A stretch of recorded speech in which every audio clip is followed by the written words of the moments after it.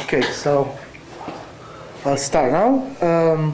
So yesterday we introduced at the end of the lecture a Kirke modality called denoted by box, which was essentially the modality for plausibility relation. So quantifying over all the states that are at least as plausible as the real state or real world. And I explained the fact that it captures to an extent this notion of this diffusible knowledge in the sense of this equivalence. So something is boxed if it's believed given any condition, so condition on any p, as long as p is true at the real world. In some papers we call this safe belief. In this, now I'm calling diffusible knowledge. It's a kind of knowledge, as I explained, because it does imply truth. It is positively introspective, but not negatively introspective. An example, a counterexample of non-knowledge in this sense, it's Albert's belief in genius. The fact that that he believed truthfully that he's a genius, and with some justification, but in the sense of this diffusible knowledge, he didn't have knowledge of genius, could be checked, well, in two ways now. We can use the model definition, so we can look at the real world, which is DG, and we can see that G, the genius, is not true in all worlds, at least as plausible as the real world, although it's true in that one, and it's also true in the top one, so it's believed, but it's not true in between. Hence, it's not box G doesn't hold. Another way to see it is, well, which is kind of connects to the real story interpretation of diffusible knowledge, is that this kind of belief can be easily dissipated, easily vanishes by informing Albert of one true fact, namely that he's drunk. Condition of being drunk, you see that he doesn't believe genius anymore. So he doesn't know in the sense of box that he's a genius. The complete logic of the two kinds of knowledge that we have till now, K and box, the infallible, irrevocable knowledge that cannot be revised, absolutely certain, and the diffusible knowledge, box, is here on the slide. So this is the system. Why is this logic interesting? Well, the note here should tell you why it's interesting. Because all the other operators that we've seen till now can be reduced to these two. So belief, conditional belief, strong belief, they can all be defined in terms of this kind of two knowledges. So an example is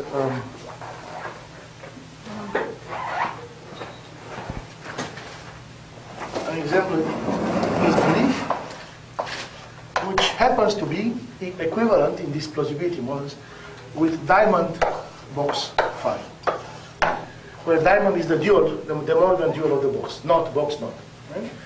So if you read this as kind of knowledge, then this says you believe something when for all that you know, you might as well know it. Right? So, and this makes sense because this notion of knowledge is not fully introspective. So you don't know for sure, but for all that you know, you might as well know it, and in this sense you believe. For conditional belief, you need both operators K and box, so you can't reduce it just to box. Another observation that connects to this in a sense is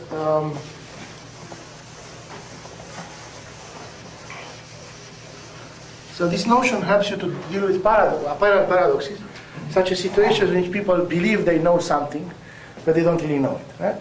So in the sense of K, this was not possible, because K is fully introspective, right? Positive and negative.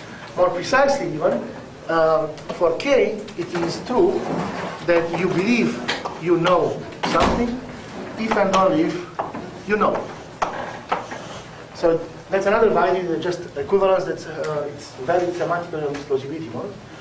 So essentially reduces believing that you know to simple knowledge. Right? So, and it has to do with the fact that you're fully introspective. You can't be deluded, deceived about your own knowledge in this sense. because it's something that you really, it's internal to the agent. However, in the sense of box, you can believe that you know things without knowing. And in fact, you always do that whenever you believe them. So that's the equivalence. You believe you know in the sense of defeatable knowledge something, if and only if you just believed. Right? So you can think of it as something about this equivalence as something about telling you something about the box, the fact that it's in a sense not fully introspective. But you can also think of it as telling something about belief. Namely, that this notion of belief that comes to plausibility model is kind of a, it's fallible, it may be false, but it's kind of certain in a subjective sense. So this notion of belief is the kind of belief that when you had it, you actually believe that you know. Right? So you're pretty certain. It's not like a probabilistic belief, half or 90%. It's like you kind of are certain, right, in this sense. If somebody asks you, do you know it? Well, in a defeasible sense, like weekly, day-to-day usage of knowledge, you would say, yeah, I do, because you believe you do. So this kind of tells you something of internal. And it just happens. It just has validities. It's not claims or anything like that. If you like them, then this means you accept these models. If you don't like this, then you need to change the models. The axioms are pretty simple, unlike the conditional belief logic, which you saw that was pretty intricate and kind of complicated, and which is reducible to these two, again. But the axioms for box and K are pretty easy. So K is S5, it satisfies all the axioms of S5, like truthfulness, positive and negative introspection. Box is S4, it's truthful and positive introspective, but not necessarily negative. K implies box, which is kind of natural, so if you know something in the irrevocable, infallible sense, you also know it in this weaker sense. And the last axiom, essentially, which you might buy it or not, captures essentially our assumptions about the plausibility, every two states that are indistinguishable are comparable for the agent. So if he doesn't know, in the sense of K, which of the two is the case, then he's asked always, he has to give an answer, which is the most plausible, or if they are equally plausible. Right? So they're comparable. And essentially, this is the model axiom that corresponds to that. It's hard to give it a kind of literal meaning to say why, but I mean, that just captures this assumption. All right. Now, another use of this modality, additional modality for knowledge that we have, is that it simplifies greatly not only the static logic, but also the dynamic one. You saw how complicated the reduction laws were for belief, for conditional belief, even after upgrades, radical upgrades.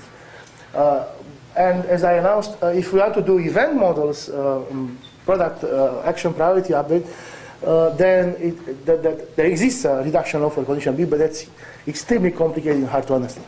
The corresponding reduction laws for the basic modalities of this logic, which are K and box, are pretty easy. For the K, it's essentially what we had before. Because remember, in a sense, our action priority update generalizes the product. So with respect to the equivalence relations, it gives us the product of the equivalence relations, right? Of the hard information. So it accumulates monotonically the hard information from before with the hard information gained during the action.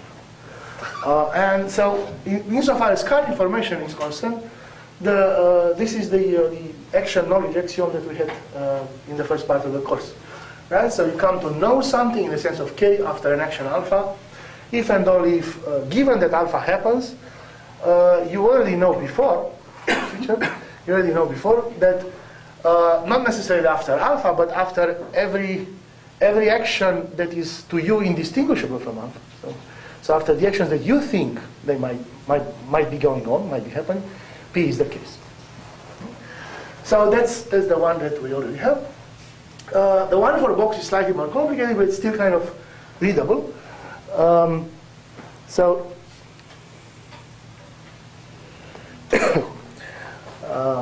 that's the reading in English.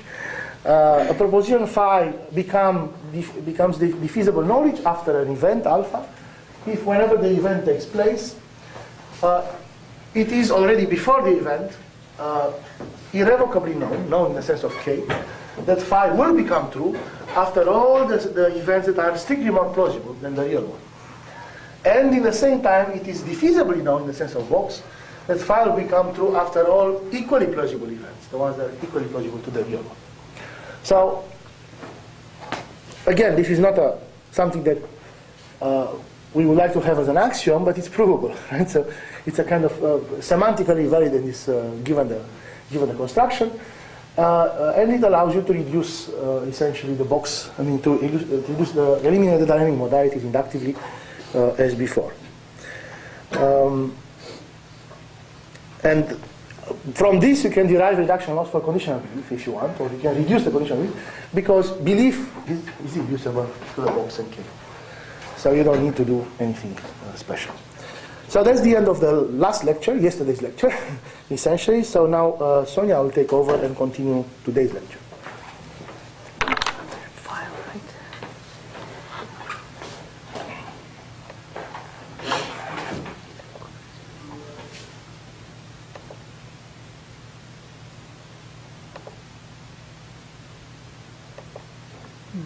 Yeah, okay. Right, so we put the slides online already for yesterday and the day before. That's the slides of lecture 2 plus 3, and now I start lecture 4, right? So if you go to the website, you refresh, then you will be able to download them. So what we'll do here is we look at the long-term behavior of information. So we're going to look at iterated belief revision, converges to truth, to cycles. I'll talk about truth tracking, and I will refer also a little bit to learning theory, and in particular to, well, the course that Nina has given in the afternoon. That also will relate to that. So the main question here is the iteration problem. So we really want to investigate the long-term behavior of iterated learning, right, of higher level stochastic information. This means like the agent receives new information. That new information might refer to the agent's beliefs, higher order beliefs, and he keeps getting one after the other events, new information comes in. And how is his belief going to change? So learning here means that we are particularly interested in belief revision with true information, right? So we're not deluding the agent, no more cheating going on here. So really true information, and when can the agent learn? What does that actually mean? Well, an agent learns if somehow his beliefs is going to converge to something that's true. The belief, the plausibility models are going to change when new information comes in. And so we're interested in how these models change. Is this going to converge in such a way that his beliefs in the end are going to be true or not? And indeed, so the learning question, the learning problem here is, do the beliefs stabilize on the truth and converging to the real world? So the actual state of affairs, which is the one designated world in the model, is that the one that's going to be the one, the most plausible one on top of the model in the end? Okay. So formally, what we're studying is we start with a given plausibility model. And for the moment, I'm focusing on single agent models. So we're studying this problem in the setting of single agents. And then you get a possible infinite sequence of actions. And these actions can be of a specific type. Either they're of the type of the updates, hard updates that we've seen. So first phi 0, then phi 1. And so that's a sequence of actions that each action is going to change the model. Or they can be all of the same type, conservative upgrades, or all of the same type, the lexicographic or radical upgrades that we have discussed, right? And indeed, so this infinite succession of like events, every time is going to change the model. So S1 is going to be the result of applying the first event onto the given input model S0. And so you generate a whole succession of like new models every time. And now, well, the first thing to observe is like, look at the first type of events. If we do hard update, what's going to happen to my model? Now here so we do a sequence of updates, right? So and every update throws away some worlds. Now what you notice is that, well, this process has to end in some sense. So this has to stabilize. Because this is a deflationary process, right? So the model just keeps contracting every time I throw out some worlds, and then I mean, so this has to stabilize. I mean, it's trivial because of the nature of what the update does to the model. So this is not the most interesting thing to study, right? So we know that this will stabilize. The agent will learn definitely after a succession of repeated hard updates. Now, if you look at the softer notions of, in which the agent revises his beliefs, then these iterated upgrades do not necessarily stabilize the model. So this, and well, the easiest way to see that is if you allow for false information, right? So first I tell the agent, well, revise your beliefs with P. And then I tell him, revise your beliefs with not P. And again, P. So of course this is not going to stabilize the model. Right? But, okay, here I'm allowing false information. And that's not really what my learning problem is about. I want to study the succession of upgrades when we're focusing on truthful information. Right? So, and what the big surprise is, if we focus on a succession of truthful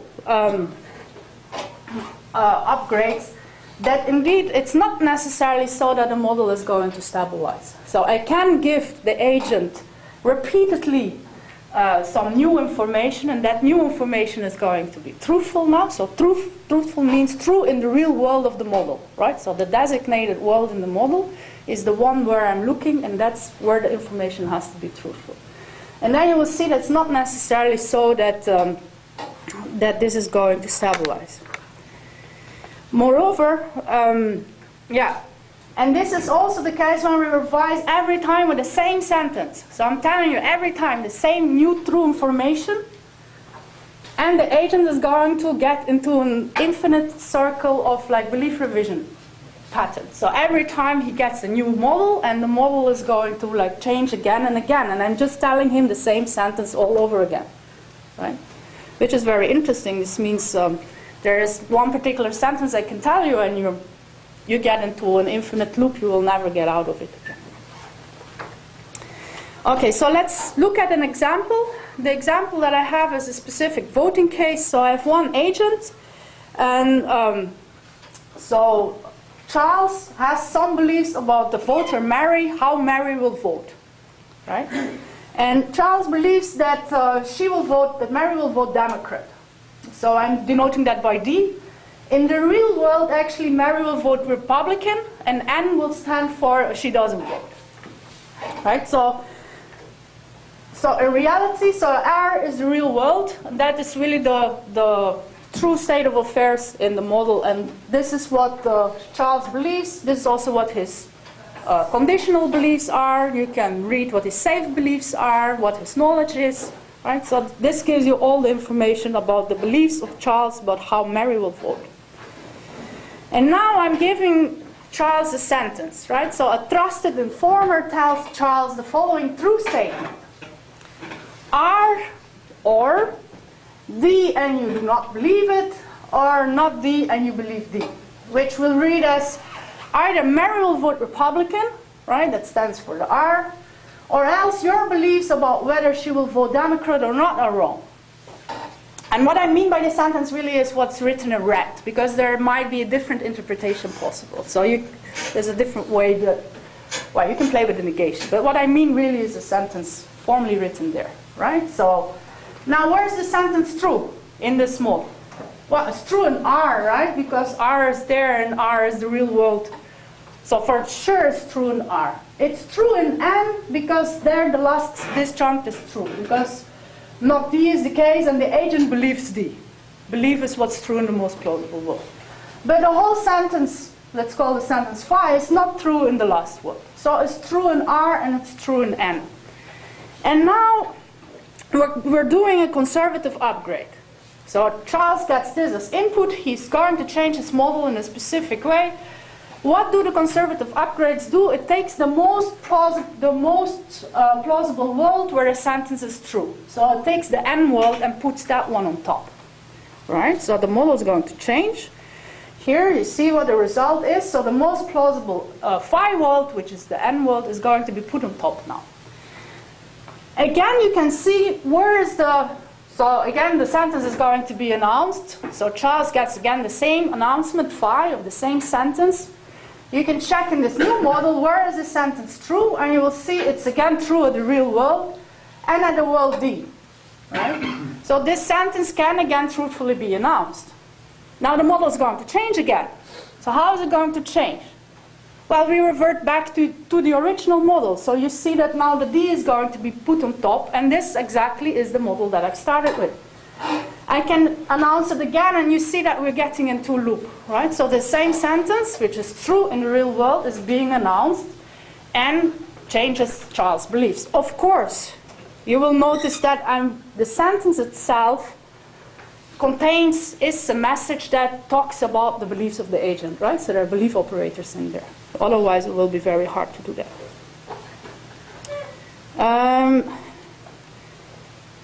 Okay, so we saw that in this case of the conservative upgrades, indeed the model keeps changing. There is one particular sentence that I can come up with, and that's going to change the beliefs of the agent. Now let's look at radical upgrades. How do radical upgrades behave?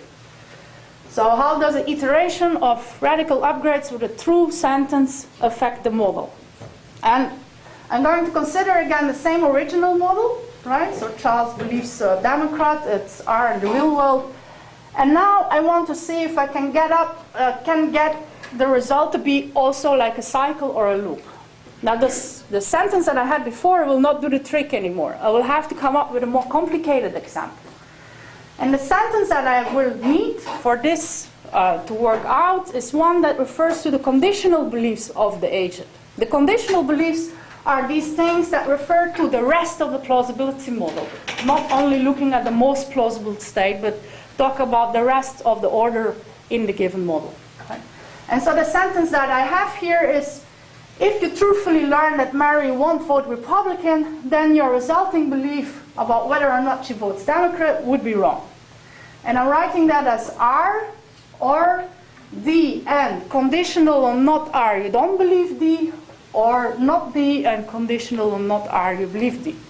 Now this sentence is equivalent to an implication where you would do an update with not R. So dynamic modality, yeah, maybe I should write it down.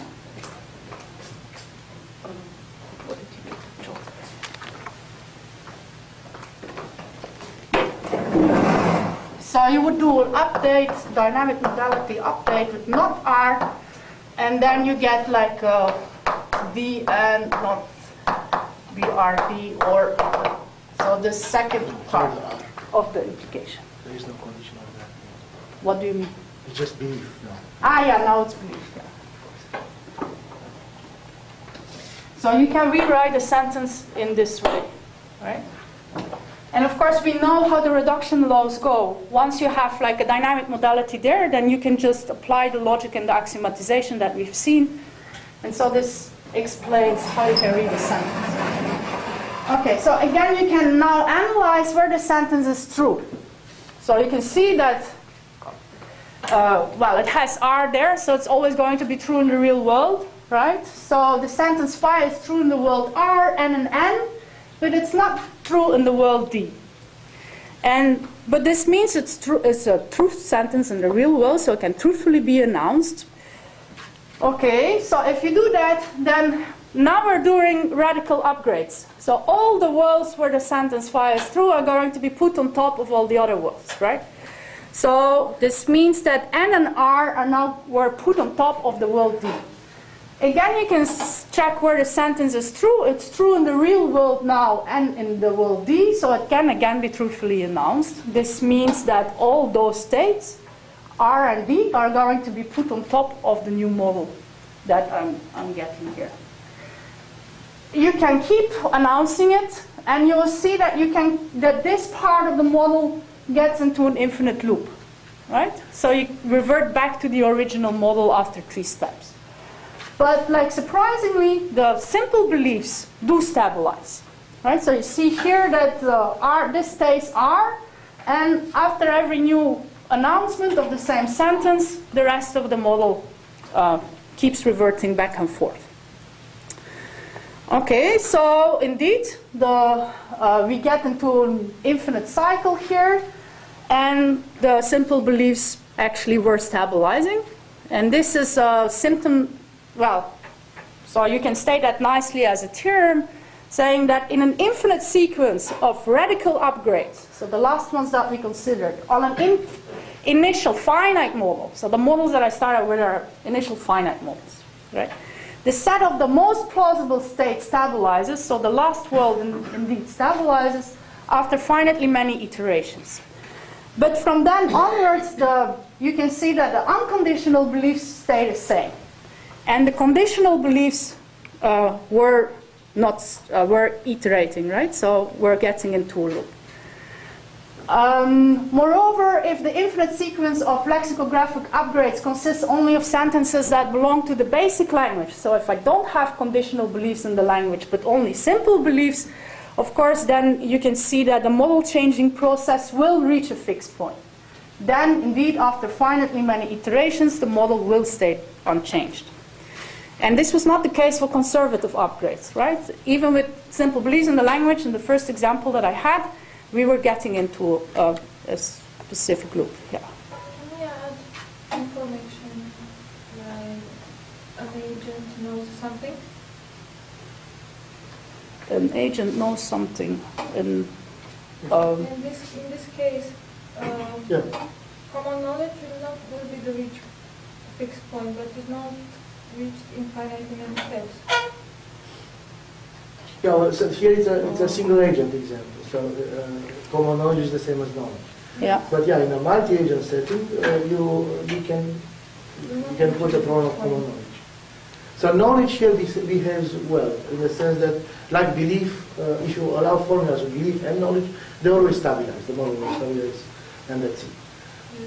Have the action K is equal to K5 is K5. Yeah, also it's introspective. Yeah. But yeah, in the multi-agent case, it's more complicated because the thing is the knowledge will always, the K knowledge will always stabilize. Yeah, because the model. Because essentially, from the perspective of knowledge, nothing can happen except updates, right? So the fact that you permit the world doesn't matter for knowledge. All you know, what knowledge depends only on the set of the world, not on the order. Right? Yeah. So, and also common knowledge is the same. So it's just you look at whether the set of words shrinks or not. And if you start with a finite model and you keep shrinking, eventually it cannot shrink anymore. So you always reach a fixed point in which essentially all knowledge, right? All knowledge was finished and all knowledge is common knowledge, or K knowledge is knowledge. But not the box knowledge or the beliefs. The beliefs are incomplete. That may get into loops. Maybe that answers your question, I'm not sure. Yes, Yeah, indeed, because you see in all these models, the set of states is just the same set of states. The only thing that matters here, but that's because the announcements have to do with, these are soft announcements, we're not shrinking the models to get these cycles in this set. Okay, now, so you saw in the last example that indeed the most plausible worlds were stabilized, right? So the agents somehow converged to the simple beliefs were all staying the same. And we were very lucky in this case, but because this was actually the real world. So in this case, the agent converged, his beliefs stay the same. The simple beliefs will not just start changing anymore, and moreover, what he will believe is true, and everything that's true here will match to what he believes. But this is not necessarily like always the case. So we're very lucky in this case that when the simple beliefs do stabilize, that this coincided with the real world. Right? In order to prove this, or to make sure that the agent will learn and that the beliefs that do stabilize in the lexicographic upgrade case, you would have to put some extra conditions on it. So to ensure that the agent is learning and that you would have to put conditions that tell you how beliefs stabilize really on the truth or on the real world. In order to do so, we need a few extra notions. So I'm saying that an upgrade with a sentence phi is strongly informative on a pointed model S if it's not already believed, right, in S. So if it's satisfied not believe phi. So then in that case, the upgrade is strongly informative. And I can say that the whole upgrade stream of the same sentence is strongly informative if that's the case for each of these upgrades. Each of these upgrades in that stream or in that sequence is strongly informative. I call an upgrade belief correcting if it was the case that the agent had a false belief. Right? So then indeed you revert now from believing not phi to believing phi. And again, we can say that the whole upgrade stream is belief correcting if every upgrade in that stream is belief correcting. You can see that belief correcting will imply strongly informative, but not the other way around. Right? So this one is a stronger notion. And if you have this, then you can say that when an upgrade stream is maximally strongly informative or maximally belief correcting. And of course, we're looking still at truthful streams, right? So every upgrade, every sentence has to be a truthful one. And this means two conditions. It is strongly informative or belief correcting and truthful, and it's maximal with respect to this property. This means that the stream cannot be extended with another upgrade that would be belief correcting or would be strongly informative, right? So maximal here means it's either the whole sequence is finite, or in case it's infinite, say of length n, then there exists no upgrade that is still truthful, strongly informative on the last model that you have. And then as results, you can numerate them and say that every maximally belief-correcting lexicographic upgrade stream, starting on a given finite model, is finite and converges to true beliefs. True beliefs, so that indeed in the final model, the last possible world, all the beliefs are true. And every maximally strongly informative lexicographic upgrade stream is finite and stabilizes the beliefs on full truth. So on the last model here, all the beliefs are true and all true sentences are believed. That's not necessarily the same, right? Because to say that that's the same would really depend on like how expressive the language is in order to really make sure that this is the case. Now, there are more things that can be studied in this case, and that would get us into learning theory. Because so all these results here started from a finite set of states. Now, if I start from an infinite set of states, can the agent still learn? Right? So what type of convergence results can you get when you start from an infinite set of states? And that really is like a different type of problem to study. It's related to this, but that would get us into learning theory. So for this, you would have to attend Nina's course in the afternoon. I think these are the conclusions that we have on these convergence results, but they already are the things that I have said. So it all depends on the type of sentence and on the type of upgrades that we're studying, right? However, it is not the full story. So the positive results that we have, you saw that they go beyond basic stochastic logic, right? Allowing for various operators in the language. Now, there exists specific conditional stochastic sentences which are like of a very specific type, which are outside the thing that we've been studying here. And these are of the type of the surprise sentence and the surprise examination paradox. And we will get to that in half an hour, I think. Alexandru will tell you what's going on with the surprise sentence, because there you will see that an iterated lexicographic upgrade will stabilize the whole model with the surprise sentence, which is a very specific type of sentence. Okay, I think, yeah. Yeah, so I can take over. All right, so I want now to move to the next topic of today, which is dealing with the surprise examination puzzle that we started the course.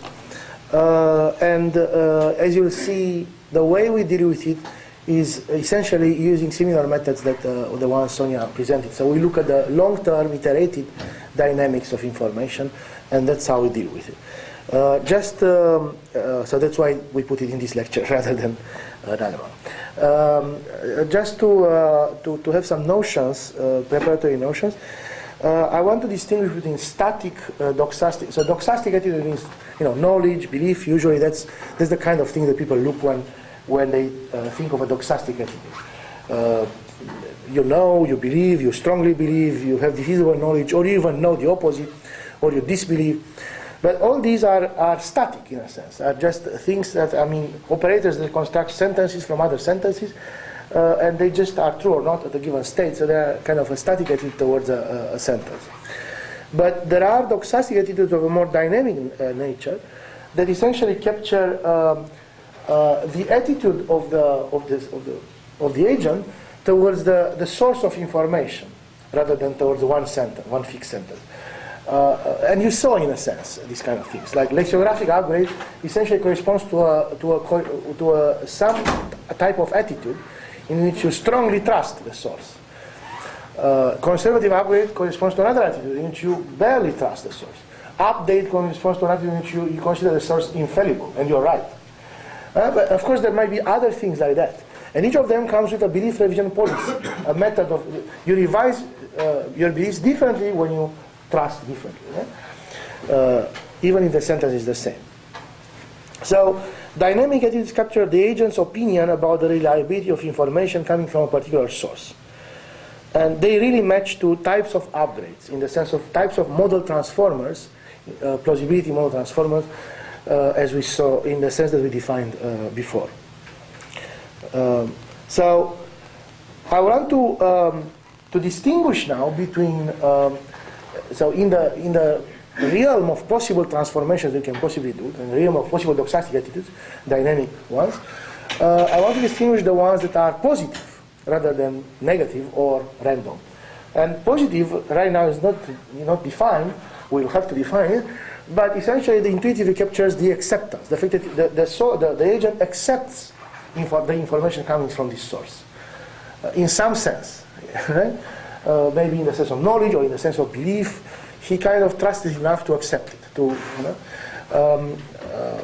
Of course, there are different kinds of attitudes in which you don't accept the information; you just reject it, or you even can update with the opposite of what it said because you're convinced that the source is lying to you. So examples of positive attitudes were the ones that we just did: update, radical upgrade, and conservative upgrade. They are all positive, in this sense. And negative, for instance, would be negative upgrade. So you could apply essentially update to the negation of what's being said. Right? So somebody says phi, and you're so sure that this is an infallible liar that you always update with a not phi. Or you can do soft versions of this. You can have negative radical upgrade. Right? So you're not so sure that he's lying, but you're pretty sure. So it's like you strongly believe that he's lying, so you upgrade with a negation. And similarly for the conservative version. So I denote this with minus there. Now, there are other attitudes that you can possibly have. So another attitude will be neutrality. The agent is completely neutral with respect to this source. Whatever comes, and it's not necessarily a lie, it's not necessarily truth, it's like bullshit. So this will correspond to, when it's bullshit, you don't revise at all, right? So you just, you keep what you have because the only reliable things that you have is your prior beliefs. So this will not change the plausibility at all. So as a model transformer is the identity map, right? Whatever the sentence is, phi, you just do the identity map. Like don't transform at all the model. Now you can combine two attitudes. And by the way, in the RAIN workshop, our PhD student Ben Rodenhauser will present a paper about this, studying these attitudes in more detail, and the logic and the order structure of attitudes and so on. So there are canonical ways to combine two attitudes into one. So I will call this mixed attitudes. So for instance, when your attitude doesn't depend only on the source, but also on the type of information, right? So what he says. So if he says certain kind of things, let's say belonging to some language, some sub-language, L0, you apply, say, radical upgrade. So you strongly trust the source when he talks about mathematics, but when he talks outside mathematics, you don't trust him so much. So you apply a different attitude. So say conservative, or even identity. So that would be denoted like this, a mixed attitude. So an example, of course, it's a professor of mathematics. You may accept him as an infallible source of theorems, but whenever he talks about cooking, By the way, interesting, if we get there to the idea of the merge, of belief merge in a group, we are using there a particular kind of mixed attitude that is rather natural. Namely, so it's natural in the context in which you strongly trust somebody. So what you do is, generally speaking, you do radical upgrade with what he says, except when what he says refers to his own beliefs or his own knowledge. So except when a sentence is of the introspective kind, the kind of that if it's true, it's known to him by definition, and vice versa, right? So not true is known to him. So, and there are, you can see syntactically how a sentence like this looks, because it's the kind of sentence that refers only to his own beliefs or knowledge or conditional beliefs, not to some matter of fact, right? So for those, it's natural if you strongly trust somebody and it's a rational agent and it's introspective agent, to do updates with those, right? So you apply updates when his sentence refers to his own thingy, to internal matters, because like this is pretty certain then, he knows the truth for sure. So there is no reason to assume he's lying. And you apply strong radical upgrades when he's kind of talking about other things. In other words, this is not because you don't believe him to be truthful or sincere, but because he might not know the truth very well. So that's a type of mixed attitude, which we call super strong trust, and will play a role in the merge. Now, the question is, what exactly is a positive attitude? When can we say that that the agent in some sense accepts the new information?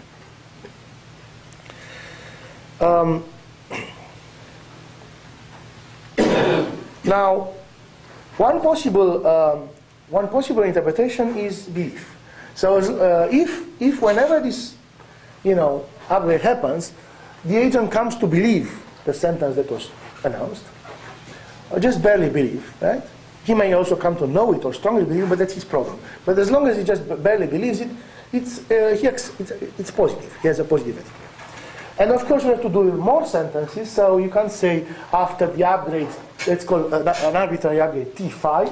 After an arbitrary upgrade phi, you come to believe phi itself because of the more sentences. So what you need to come to believe is that phi was true before the upgrade. And before is this yesterday or past tense operator, not defined here, but I mean, you kind of know what's going on. You go back to the original model. And another constraint is that sometimes the sentence might contradict what you actually know in the sense of K. So, and in that case, you can't really come to believe, no matter how positive your attitude to somebody is, if he announces a contradiction, then, that's it. So there is a precondition here, namely that phi is consistent with your prior knowledge. So if phi is consistent with your prior knowledge, then after you learn phi in this T upgrade, whatever upgrade is, you come to believe that phi was the case. So that's a possible definition of positivity, right? So you're positive as much as you can. You can't be, and semantically this corresponds to this condition. I'm doing single agent models here, so knowledge is the same as truth in all possible worlds in a single agent. So if phi, so this precondition says if phi is non-empty, if there exists at least one word in your model in which phi is true, then what you do is essentially the most plausible worlds after the upgrade, which is this prime here, like the prime relation, which is the relation of plausibility after the upgrade, are among the ones that satisfy phi before the upgrade in the old model. So that matches. So the question is this it? And the problem is that, not really, not always. Depends on the kind of, for sentences in the languages that we considered till now, actually this is it. But in general, if you allow arbitrary kind of self-reference, then you can't, that's not the whole story. So let's assume that Alice has a generally positive attitude in the intuitive sense towards Bob as a source of information.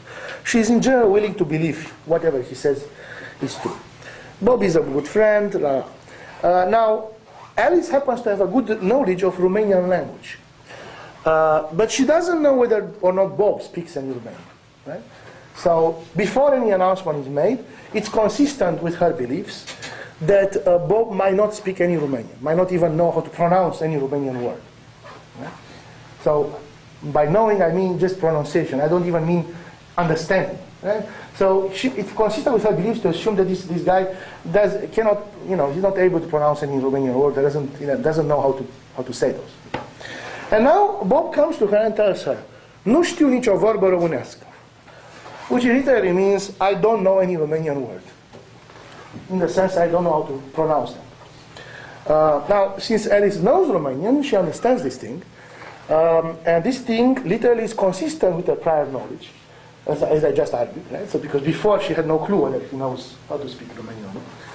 On the other hand, she cannot come to believe now, no matter how positive she was to Bob, she cannot come to believe that this was the case before, that he didn't know any Romanian word, because he just pronounced them. So, so the definition of positivity is a bit too restrictive, because intuitively here Alice and can adopt any positive attitude she likes, she still shouldn't come to believe that Bob doesn't know any Romanian word after this.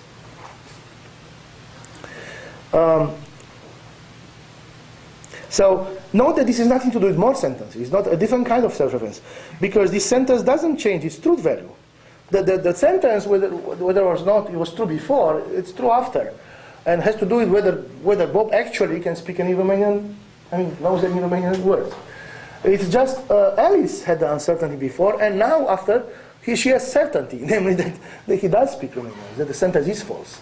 So the sentence didn't change its truth value by its mere announcement, by being announced by Bob, Alice learned the opposite of the sentence. Learned that the sentence was false. So to take this into account, we should kind of modify the precondition of our positivity condition. Essentially saying, look, it's not it's not necessary that you come to believe whatever is consistent with your prior knowledge. If a sentence is said, you come to believe it to have been true always when it is consistent with your prior knowledge. Because somehow the action itself might give you extra knowledge. So you might come to know more things, including the action itself might come to inform you that this sentence is actually false. So, so we replace this condition here, that it's consistent with your prior knowledge that phi was true, that phi was the case, with the fact that even after the action, even after this action, it's still consistent with your knowledge, the posterior knowledge, that phi was the case. So if that is the case, then your positivity should say, well, you come to accept it, you come to believe it after that, that phi was the case. Right? So it's a kind of weakened condition, more general, that applies, allows you to be positive even in the face of sentences like that, in the intuitive sense. So it requires you to come to believe it only unless you come to know the opposite through detection. So in other words, there are two cases. You can think of this as a disjunction, right? Either you come to know for sure that the sentence is false, because somehow the action of speaking it informs you that it's false, or if that's not the case, then your positivity takes over, your positive attitude, so you come to believe that was the case. So that will be our definition of positive attitude. So it essentially expresses a willingness to revise, that after the upgrade T phi, whatever the T is positive if the new information comes to be believed, unless this is inconsistent with the agent's newly gained knowledge after the upgrade.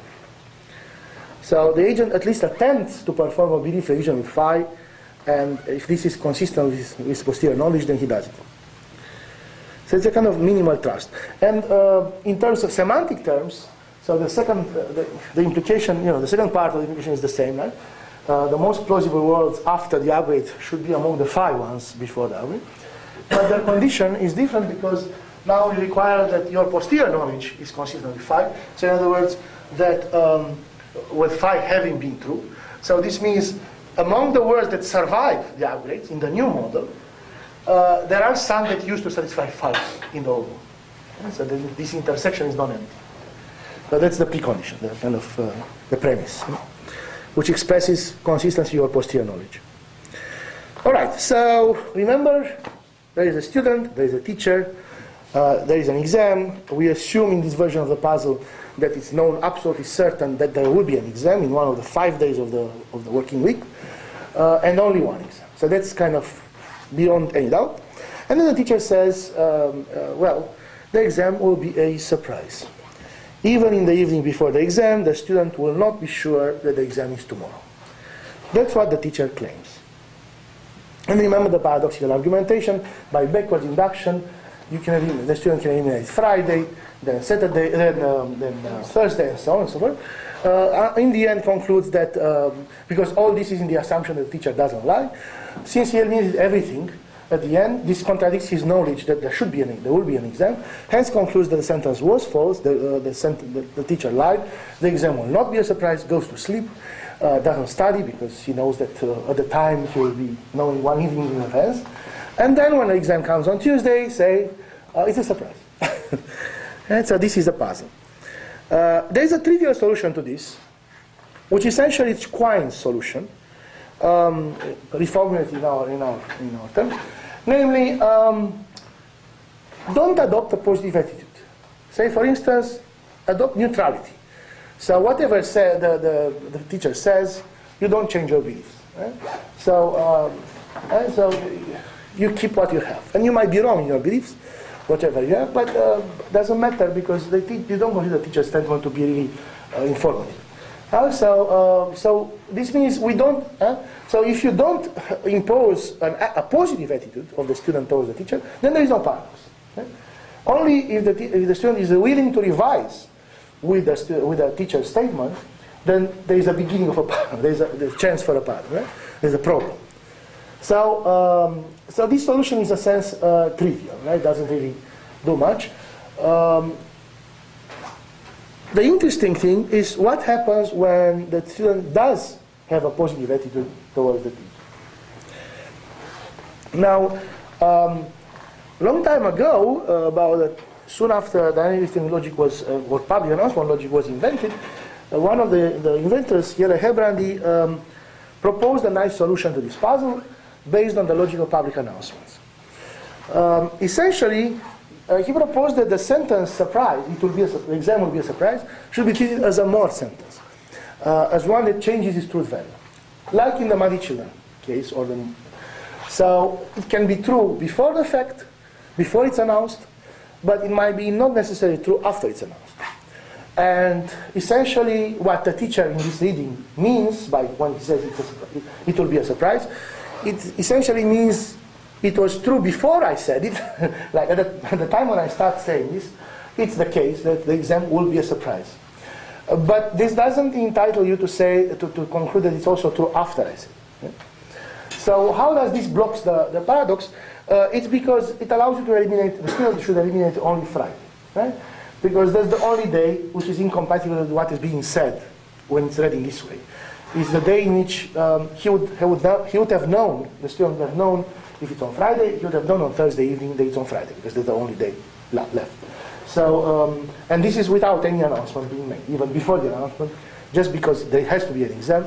So the sentence, the exam wouldn't have been a surprise in any case if it's on Friday, right? So we can eliminate Friday, but we cannot proceed further to eliminate Thursday. Why is that? Because to do that, you need to assume that the sentence keeps being true after it was announced. Now, because only based on the, so now that you eliminated Friday, you can, if the sentence is true still, then you should be able to eliminate Thursday. But nothing guarantees in this reading that the sentence is still true after being announced. How to capture this in English, by the way, that's the best I could come with. And this shows, in a sense, that there is something fishy going on, that maybe this Herbrandi's interpretation is not the most natural interpretation of the story. Because in order to actually put it in English, you have to read, the exam will be a surprise, as saying something like, before the teacher announcement, it was the case that if the teacher didn't make any announcement, then the exams day would have been a surprise. So it's more like a counterfactual thing. It doesn't refer to the real future, because the real future, right, it's once you say something, you change the future. So it refers to the future as it had been if you didn't say it. All right? But apart from this, is a beautiful solution. So Herman interprets the announcement as an update, so hard information, with a sentence that I just tried to convey in English. This one. And the correct solution, according to this solution, again, is that the only thing they can conclude is that the exam will not be on Friday, but it can be on any of the other days. No paradox. Now, However, he also mentions the other alternative, the other interpretation, which I would say is the standard, is the natural interpretation. Namely, that the teacher means it, what he says.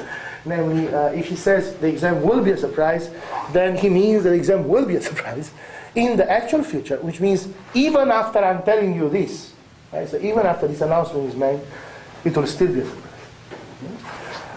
Why is this natural? In my view, it's because people are kind of minimally introspective. The teacher is a conscious being. She knows what she's doing. When she announces this, she knows that the future, so if she says it will be a surprise, she takes into account the fact that she says it. Right? So she cannot refer to it, unless she uses the counterfactual. If I didn't say that, then she refers to the future as it is determined by her own actions right now. And so it doesn't have to be formally self-referential, doesn't have to be explicit what is in the brackets there, even after I'm telling you this. It's implicitly accepted when I say the exams will be a surprise.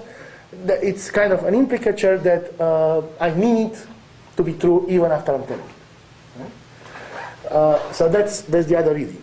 So in a sense, it's self-referential reading, but I would say it's the natural. Now, this reading, everybody thinks is a genuine paradox, the liar kind.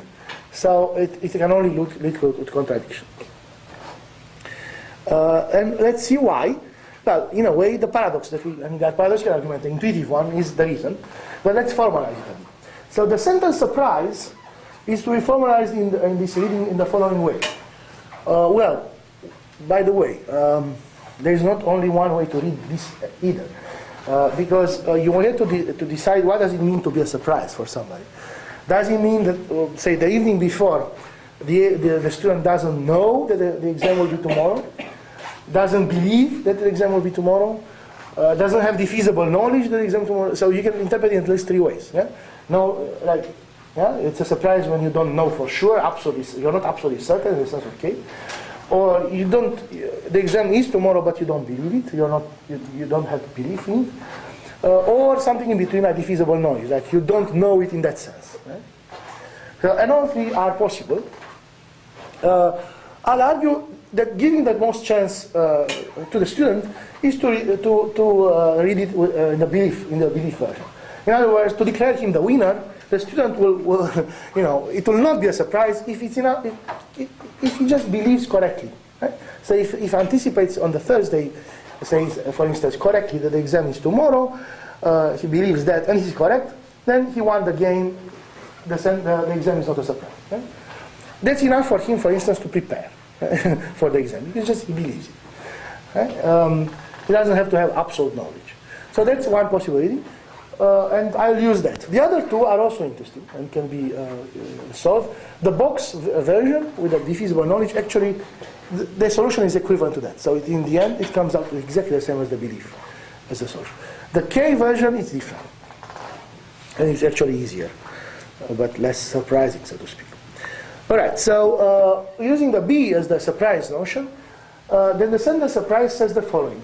No matter when the exam is, so that's a conjunction from 1 to 5, the sentence I, when I is one number from 1 to 5, is an atomic sentence for us that says the exam is in day I.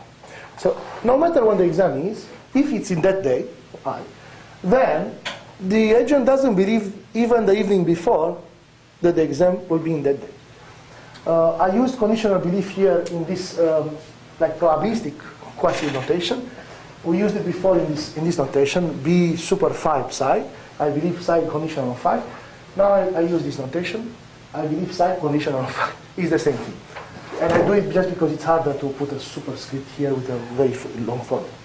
So, if the exam is in day I, which means the student saw already that it wasn't in the previous days, then he doesn't believe that it's in day I, even after he learns that it wasn't in the previous days. So in other words, he doesn't believe I, even conditional on not being the case that the exam was in the previous day. And this conjunction, not J, for all J less than I. Okay? By the way, you can also do it with updates. You can say, after updating with this sentence that says the exam wasn't in the previous days, he still doesn't believe that it's the next one, whenever it is. And these two are equivalent. Okay?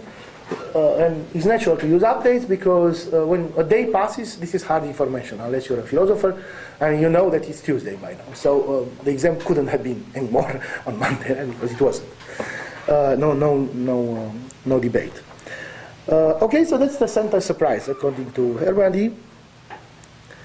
And suppose we start with a model in which the agent, the student, simply considers all days equally plausible. So the exam can be in any day, he doesn't know, and moreover considers them equally plausible because he has no reason to believe one more than the other. Right? And that's just, now it's easy to see that if we check the sentence surprise as defined, the sentence is true at all the worlds except on Friday. It's false on Friday and true on the others.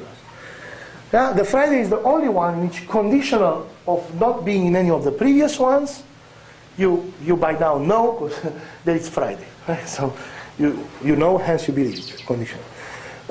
So the sentence is false on Friday and true on the other ones. Okay.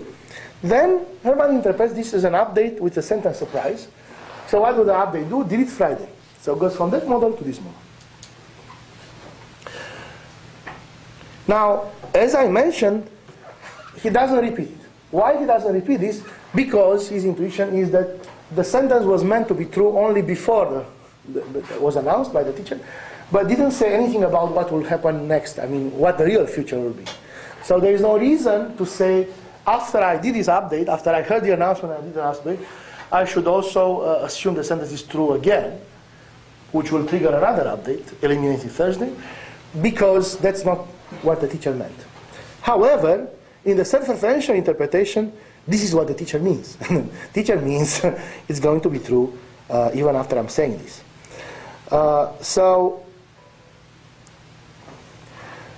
By the way, how to encode, how to formalize this self-referential version, you can do it in various ways. One would be to say, have a upgrade T. Sure.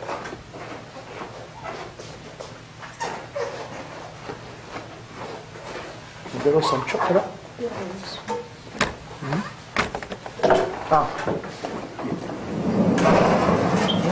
So one would be to consider as a self-referential upgrade. So it's an upgrade T with a sentence 5, and the sentence 5 says that after you're upgrading, we're doing precisely this upgrade, right? Surprise. You'll be surprised after you upgrade. So that's one way to think about it. Another way would be to use a temporal operator that talks about the future, you know, like the literally sentence is in English. So let's use a next operator that talks about whatever the future is. So the sentence is then next surprise. Next surprise. That's the actual sentence that's being spoken. It's not just surprise, it's next surprise. Like in the next, after, you know, the next moment, the surprise will be true. Not now, but next. And what you do some kind of upgrade T with this sentence. An upgrade or update with this sentence. Okay? In this context, they will behave the same. So these two readings are...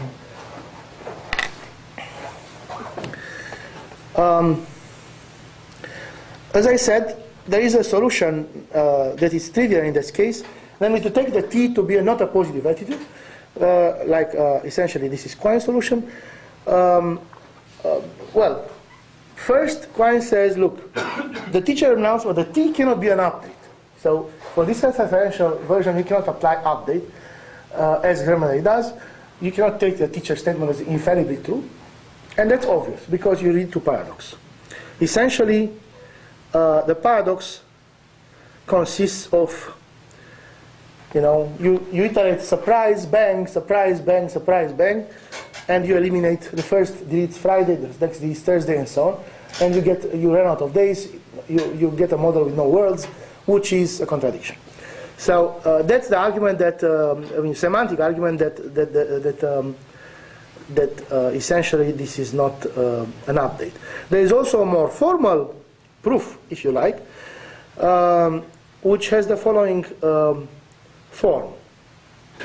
So suppose this update with the sentence next surprise is possible, is executable. But I claim that that's not the case. It cannot be executed ever. So the proof says the following. we have the following validity, which we mentioned before. Namely that after update, the update gives you knowledge. So after with any sentence, phi, you come to know that phi was true before. Now phi itself is the form next surprise. So before phi means before next surprise. And well, by the temporal logic kind of thing, this is equivalent to surprise being true right now. So in other words, that validity gives you that after you update with next surprise, you know surprise itself. Now, in particular, you believe surprise. Now, there is a lemma, namely that the sentence surprise is unbelievable. So that the sentence surprise is like a more sentence. It's the kind of thing that might be true, but or might be false. But if it's true, then in any case, the agent himself cannot, the student cannot believe. Well, it's not unconditional, this statement, what I'm saying. It's conditional on the story, on the presupposition of the story. Namely that there will be one exam. There will be an exam in one of the days. So the validity says, if you know that the exam is in one of the days, then you cannot possibly believe sentence surprise. It's a contradiction. And the proof, by the way, is the standard argument by induction. You unfold the sentence surprise, right, and apply B to it, and the sentence surprise was here. Yeah? So you apply B to it in that context, distributed over conjunction, and then in this big conjunction you start with the last conjunct, which is the Friday thing, and you show that it's a contradiction, that that you have to believe that it's not on Friday, right? Given that you know there is one of the previous days. Simply because the Friday will say, the sentence surprise says, not believe Friday given the conjunction of the previous days, or the negations of the previous days. But since you know the disjunction of all the days, you must believe Friday given the disjunction of the previous days. So this sentence, this last conjunct, well, the conclusion of the last conjunct, like this sentence, is inconsistent, given that. And hence, Friday implies that is the same as saying Friday is out. And belief in front of the whole thing says it follows that you have to believe that it's not on Friday. And then you do induction.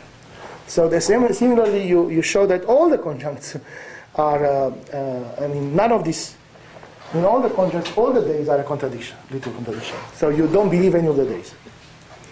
And that's the contradiction. Right? So this is the lemma, right? That a surprise is unbelievable in this context. Now, using this, it follows, and using that, right? It follows that this is a contradiction. Hence, after this action, a contradiction is reached, which is the same as saying this action is impossible. It's not executable, ever. You cannot do an update with the sentence next surprise. So that's the same proof in two different packages. One package was by iterating upgrades in the style that Sonja showed you, like with the same sentence, surprise, surprise, surprise, surprise. Essentially trying to, if you like, approximate the meaning of the self-referential sentence by iterating the non-self-referential sentence. It's like saying the teacher, look, so to fit the Herbardi story, by the way, I would have to construct something in which without the counterfactual, to be easy to read, that fits his version. The non-self-referential. So, for instance, if the teacher plans when the exam is, and makes a note saying the exam will be a surprise for the students, no matter what, they will not know the day before. Okay, but doesn't announce this publicly, locks it in the drawer, and assuming that they will not read it. Now the students break into the locker and they read the thing, right? If they do that, then they learn so they learn something, and they learn that this was the case before it was said, right? If they believe the teacher, they believe that it was the case that when she wrote it, it was true. But there is no reason for them to say that she means it also after the fact, because she didn't anticipate them to break the lock. So in this version, it's okay, right? So they should delete just Friday. But so if you try to approximate in this version the meaning of the self-referential one, you have to repeat the story. The teacher comes back to the office, sees the locker is broken, says, haha, stupid students. The exam will still be a surprise, writes this for herself, puts a better lock, and confident that nobody will break it, goes home, and the story repeats, they break it again, and now they know they can invent Thursday. right? Because now the sentence was supposed to be true after they broke the first block, and so on. So that's exactly the kind of thing that goes surprise, surprise, surprise, bang, bang, bang. And in the limit, this approach is the same thing as saying one single self-referential statement of the form bang, next surprise, right? In the future. Okay. And they both, you can see, both analyses lead to a contradiction. And that's Quine's point, if you like, that simply the teacher statement cannot be taken as an infallible fact. So the students cannot accept it as such.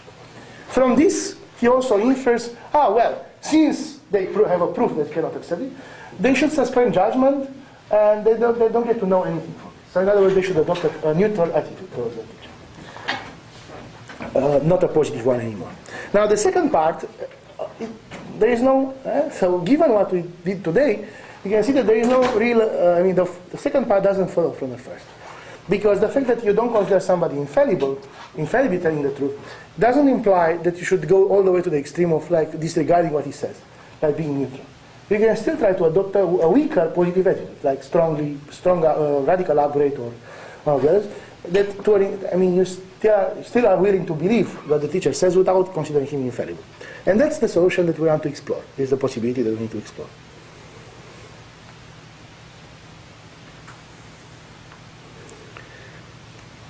So what about if we treat our story now with radical upgrade instead of update?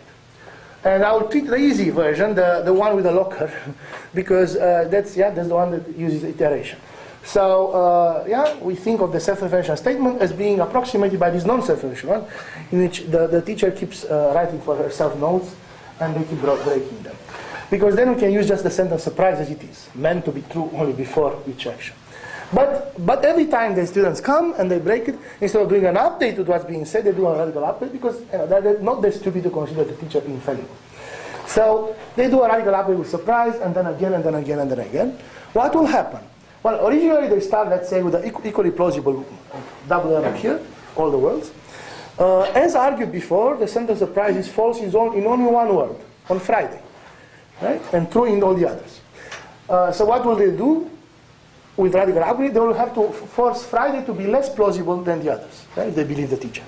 So this becomes less plausible than the others after the first step. Then they do it again. Now, in this new model, a sentence surprise is actually false both in Friday and on Thursday. Because by Wednesday evening, given the plausibility model now, by Wednesday evening, after they eliminated the first 3 days, the most plausible day is Thursday now. So the teacher will anticipate, the student will believe it's on Thursday. And if it is on Thursday, then the sentence is false. The surprise sentence is false. Similarly, on Friday, if the Thursday passes, there's the only left. So again, the sentence surprise will be false. So the sentence surprise is false in these two, hence these two have to be pushed below the others. And that's what happens in the next upgrade. Thursday and Friday are less plausible than the rest, while keeping the order between them the same as before. So Friday is still the bottom, is the worst. And Thursday is the next worst, and the other are equally plausible. Keep doing this. Essentially, the backwards induction argument, in this soft version, allows you to go all the way to this model, in which essentially the most plausible state is Monday, the next one is Tuesday, and so on. Friday is the least plausible. Where the upgrade stops. Because in this last model, we reach a fixed point of the following kind. So the sentence surprise now, it's false everywhere.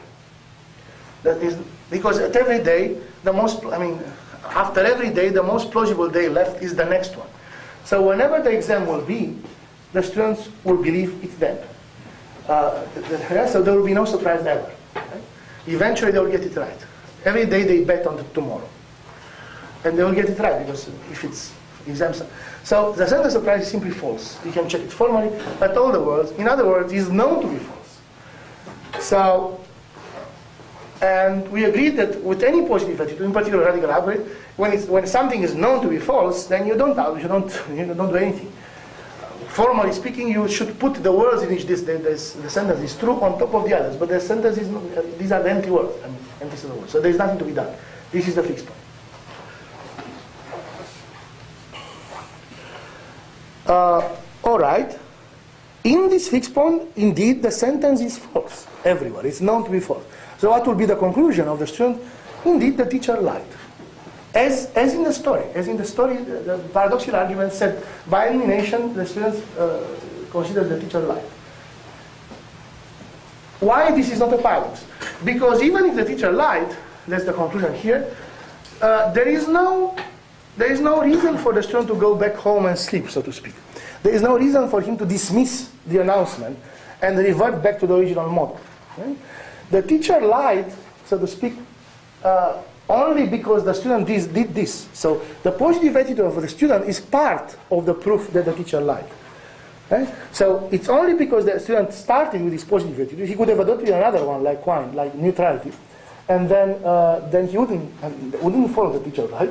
So the teacher lied. This conclusion, the fact that he knows at the end that the teacher lied, is based on partially on what the student did, on his belief revision policy, of the fact that he had this positive attitude, right?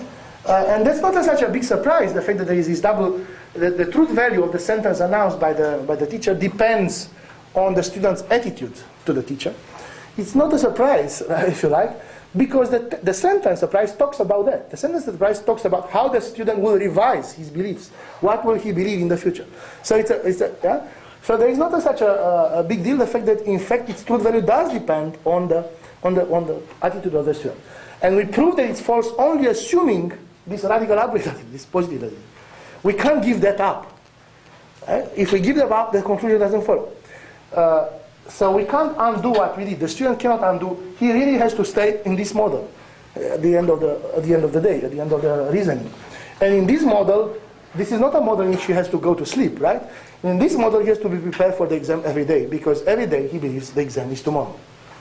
And indeed, there is no surprise. The teacher lied. But he didn't dismiss the statement just because it's false. He used it to come to this plausibility model. Now, moreover, I can show you that the fact that we took radical upgrade there, it's irrelevant. You can take any other thing. So if you take any soft positive upgrade, so soft in the sense that you don't consider the teacher infallible, right? So you don't eliminate words. But you can do soft, yeah? So you can revert, you can change the plausibility or as you like.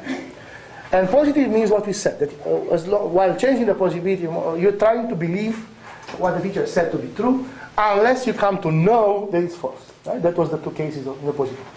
So take any soft positive upgrade with a sentence surprise, and keep iterating on any model. We don't have to start with the one in which all the days are equally plausible. Take any model with the 5 days, with any plausibility on it, and take any of the soft positive upgrades with a sentence surprise, iterate it, and you'll always end up in this same fixed point. So nothing matters. The radicality, the fact that you do radical upgrade is not relevant. The fact that he considered equally plausible the days in the beginning is not relevant. The only relevant thing is that he has a positive attitude, essentially a soft positive attitude towards the teacher, and you always reach this. So the solution doesn't depend on these details. It only depends on the assumption of positivity. Moreover, there is another way to reach this conclusion. Similarly to the other way in which the updates failed, right? So we showed that the updates failed, that it cannot be infallible, in two ways. One by iteration, which is connected to this idea of long-term dynamic, and the other one by taking the self-referential statement and apply, or the future-oriented statement, and applying update to it, and in one blow we got a contradiction. So similarly, we can do the second reasoning in this kind. So let's take the self-referential statement, the sentence next surprise. And our question is, how should the student interpret this? Like, what attitude she should adopt? We prove that he cannot adopt the bank attitude, the infallibility. And our question is it possible to adopt a positive attitude of any kind to this sentence, next surprise? Now, in the self-referential version, you can actually see that he cannot adopt radical upgrade or conservative upgrade either. This also leads to contradiction, and the proof is exactly the same. Because remember what the proof of contradiction was based. It was based on this lemma, was based on the fact that update ensure knowledge of the sentence that have been true before. But in fact, we didn't use the knowledge subsequently when we used the belief. And all these are of the same kind, namely, these upgrades are of the kind that ensure a belief after that, right? Unless it was known to be false before. And the rest was the lemma that said the sentence surprise is unbelievable. And that's still the case. So these two also lead to contradiction. He cannot adopt towards the self-referential version this attitude, strong trust, or this attitude. And the argument is exactly the same. They are impossible. It's impossible actions. Now, yeah, so the question is, does exist a soft, some kind of positive upgrade with this sentence, next surprise, that is actually executable, that can happen? And the answer is yes, it does. And in a way, the proof is already in front of you, because this sentence, the result of what the upgrade should do is exactly the composition of the upgrades that we did earlier, with surprise, surprise, surprise, surprise, say radical upgrade with it, going from the original model all the way to the bottom, to the fixed point. Right? That's the T that I need. That's the attitude. The attitude should be exactly the one that takes that model, any model you start with, and returns the model with this particular order, Monday first and Tuesday. Right? In the sense that this proves the existence. I mean, it's enough to take that composition, right? The model transformation that goes from the beginning to the end, and that will be a positive attitude towards next surprise, and we will do what we did. Moreover, this attitude is unique. So there is just only one executable positive upgrade with a sentence next surprise. Only one model transformation. And that's the one that we just mentioned. Takes any plausibility model on the days 1 to 5 and returns the specific order that we mentioned. Monday first, Tuesday second. So, this can be proved similarly to the proofs that we had. So there is no ad hoc element, no arbitrariness in our solution. It seems to be the only solution for the soft version of the puzzle. So, yeah, so essentially the conclusion is the sentence was false. Well, assuming that the student adopts a positive attitude, which is possible, the sentence becomes false, and it is known to be false, even. But it cannot be disregarded. It's not redundant. Even if it comes to be known to be false, it wasn't known before, and it's not redundant because it does something. So it has a purpose. Namely, it makes the student change his plausibility to go to the order every day. The next day is the surprise. Disproving the sentence itself in this way. And if you like, the philosophical lesson is that the meaning of a sentence, of an utterance, is not reducible to its truth conditions. It's not enough to say, yeah, well, is it true or false in this and that world? Is it known to be true? Is it known to be false? That's one thing. But on the other hand, an utterance does something, right? Does something to the listener. In this case, transforms his doxastic state, which is given the plausibility model, in a particular way. So this sentence surprise of the teacher has two aspects. On one hand, has a truth value, a truth condition, and on the other hand, corresponds to a transformation, a model transformation that essentially induces a change in the mind of the listener. And the change is not a trivial change. The change is exactly the one that actually makes him know that the sentence is false.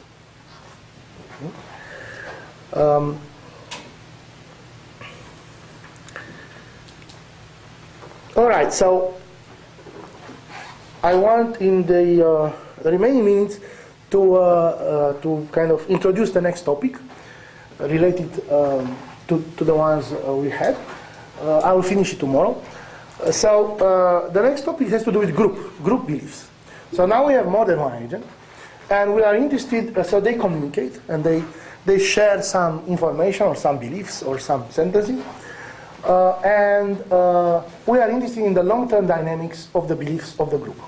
Now, this is a very complicated problem in general, and there are lots of things that might go. And there is an ongoing research on this. There are papers using probability logic, there are papers using plausibility. Sonja has a whole project essentially having to do with this issue in general. So what kind of patterns you get? Like, you get cycles, you get convergence to truth, you get agreements, like merging of all the beliefs or all the knowledge into one, like a kind of converging. You get, in some other cases, polarization, like, say there are two kinds of position, more or less, but essentially, two camps, and roughly opposite. And within this opposition, there are extremes. And what happens in this case in polarization is that the more they deliberate, the more they communicate, instead of agreeing, the agents polarize. So they are pushed more and more to the extreme of their own positions. That's what happens typically in American elections, right? And, especially in the first stage, right? In the primaries. Not only, all the arguments that the two camps give to each other do not serve any purpose of reaching some kind of, convergence, peaceful agreement. They just make them more and more radical in their two positions. So that's an interesting phenomenon. There are other interesting phenomena in this long-term kind of behavior of group beliefs, such as what's called informational cascades.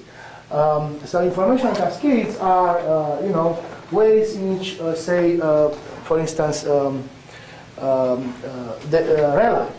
So the beliefs, you say something, and then the next influences the next one when you express your belief, and the next one relies, and then it kind of starts a cascade, changing people's beliefs. Essentially, more and more, the more they see the majority forming, they tend to get towards it, right? So that's a type of cascade, right? So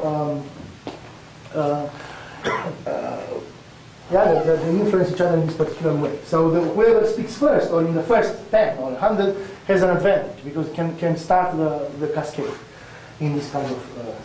There are other cases in which something called pluralistic ignorance. In that case, people say no, or pretty well, let's say diffusively no, something individually. Each of them knows, right? Because he sees it, right? But on the other hand, because of the others, because of the actions of the others, namely not saying what they know, for various reasons, they start to doubt their own knowledge. First, they just cover it. They don't have any incentive to express it, so they don't say what they see because the others don't. At some point, some of them actually doubt what they see because the others can't be that stupid not to see it. And at some point, they even convince themselves they didn't see it. Right? That sounds irrational, but it does happen. An example, a kind of pluralistic ignorance, because there are many slightly different types, is the situation in a class in which in the first lecture or after the first lecture, assuming the students don't know each other, they are for the first time in the class, and they don't know the lecture. So the lecturer says, look, feel free to ask any questions. If you didn't understand anything, have a problem with any information, please ask questions. And no questions are asked. This doesn't mean the students don't have questions. The original reason might be, for instance, they don't know the rules of the game. They don't know if the teacher will actually punish them for a stupid question. Or also they don't want to appear stupid because they are waiting to see maybe somebody else has a question. The more time goes, the fact that nobody asks a question becomes reinforces their belief actually that maybe the others don't have a question. That they are the only ones having a question, so they are the stupid ones. And as a result, they have more and more reasons not to ask the question. So it looks justified to them rationally that they shouldn't ask the question because the others didn't. Of course, this happens because they interpret the silence of the others differently than they interpret their own silence. Their own silence is motivated by the fact that they don't appear stupid. But they interpret the silence of the others not in the same way. They interpret it as like a proof that the others don't have any questions. So this mismatch leads to essentially pluralistic ignorance. Nobody asks any questions, although they have questions. So we'll not deal with all this in this course because some of it we don't know how to deal with, but that's a project. We'll deal with the simplest possible case when you want to reach agreement. So we want to merge the agent's beliefs or knowledge or diffusible knowledge or strong beliefs, various kind of attitudes, so that by communicating with each other, they kind of persuade each other somehow to come to some kind of common beliefs, common strong beliefs. So that's what I'm going to do in the beginning of tomorrow, after which we move to games. Rational. Thank you.